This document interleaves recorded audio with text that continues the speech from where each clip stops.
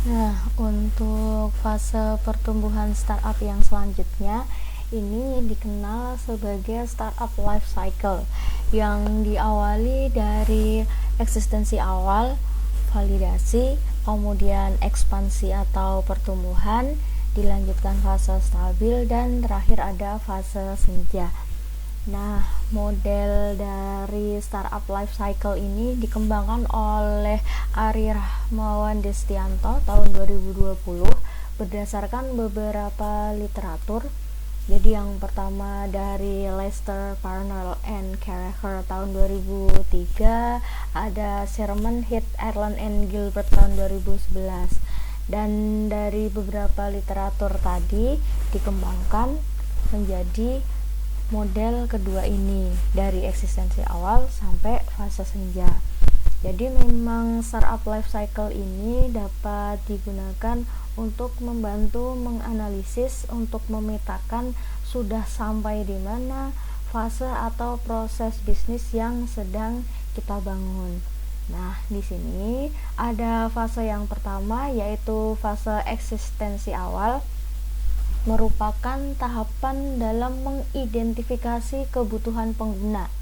Dari identifikasi kebutuhan pengguna ini akan menghasilkan ide kreatif, dan di tahap ini juga memperkenalkan produk atau jasa kepada konsumennya. Diawali dari mengidentifikasi kebutuhan, menghasilkan sebuah ide, dilanjutkan dengan memperkenalkan produk atau layanannya. Lalu setelah eksistensi awal masuk ke fase berikutnya yaitu fase validasi.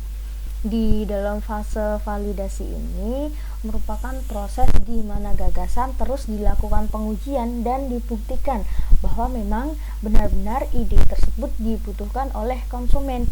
Ide tersebut dapat dieksekusi menjadi produk atau layanan yang memang dibutuhkan oleh konsumen. Dan cara menguji dengan menawarkan kepada target pelanggannya. Ini cara yang paling sederhana. Dan pada fase ini terdapat 3 hasil yang dapat dijadikan indikator. Yang pertama, produk tidak valid, di mana ditunjukkan dengan berkurangnya profit atau user seiring berjalannya waktu. Jadi audiens dan profitnya mulai menurun. Dan kalau hal ini terjadi, dimungkinkan startup harus melakukan revisi dari model bisnisnya. Lalu untuk hasil yang kedua, produk valid tapi tidak ingin tumbuh atau tidak mengalami pertumbuhan lebih lanjut. Jadi dia stuck aja di situ. Terus hasil yang ketiga, produk valid dan terus berkembang ke fase yang ketiga, yaitu fase pertumbuhan atau fase ekspansi. Jadi tahap validasi ini bisa dilakukan dengan melakukan pengujian dengan menawarkan kepada target audiensnya dengan indikator hasil ada 3, yaitu produk tidak valid, kemudian kedua produk valid tapi tidak ingin tumbuh atau tidak dapat tumbuh, yang ketiga produk valid dan terus mengalami perkembangan. Dan di fase ketiga atau fase ekspansi ini fase di mana ide bisnis yang sudah valid tadi kemudian ditingkatkan kapasitas produksinya supaya bisa menjangkau audiens yang lebih banyak lagi.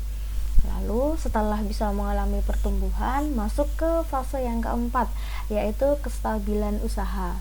Dan di fase kestabilan usaha ini fokus untuk membuat atau menjadikan perusahaan stabil dan bisa berjalan secara otomatis. Hal ini bisa dilakukan dengan merekrut tim manajemen yang sesuai, tim manajemen yang terbaik.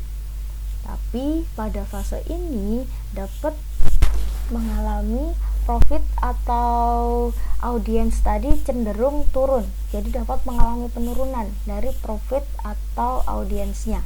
Hal ini dikarenakan pertumbuhan pasar melambat atau bisa juga masuknya kompetitor yang mengikuti keberadaan model bisnisnya.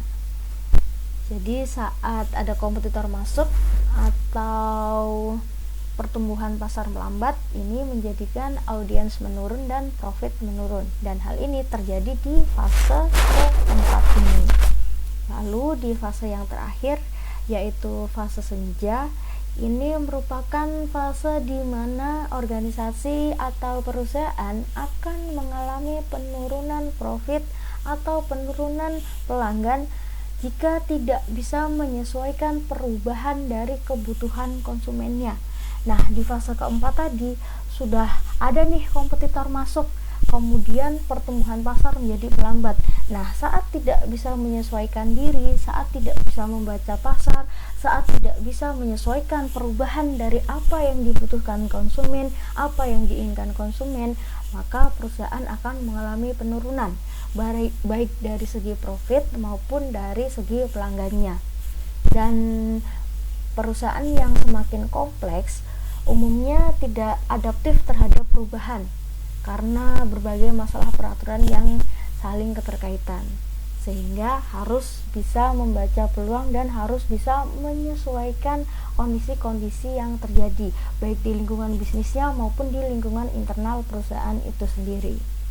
Dan di fase yang terakhir ini, kunci penting yang tetap dapat dipegang adalah dengan menerapkan prinsip inovasi disruptif, yaitu melakukan gebrakan, melakukan inovasi-inovasi baru supaya bisa terus tumbuh dan terus berlanjut, sehingga bisa semakin beradaptasi dengan lingkungan pasar yang terus mengalami perubahan. Oke, gitu. Jadi ada dua fase pertumbuhan startup. Kalau yang pertama tadi lebih ke development, kemudian fase kedua startup, yang ketiga growth, keempat expansion, kelima maturity. Dan di fase pertama dia tidak menghandle bagian penurunannya. Nah, di fase yang kedua ini, life cycle ini ada 5 fase juga, namun dengan penamaan yang berbeda. Kalau untuk model yang kedua diawali dari eksistensi awal sampai ke fase penurunan. Dan saat mengalami fase penurunan tapi bisa menyesuaikan pasar, dia bisa beradaptasi, dia bisa melakukan inovasi disruptif, maka dimungkinkan perusahaan startup ini bisa terus tumbuh dan berlanjut. Oke, kita lanjut ke pembahasan yang berikutnya.